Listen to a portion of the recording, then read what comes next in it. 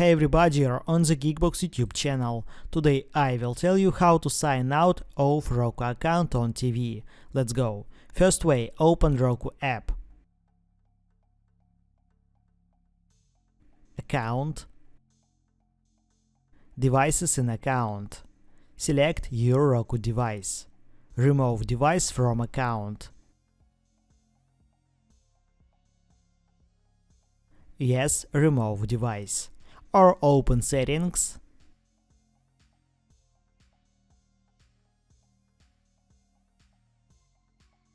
System.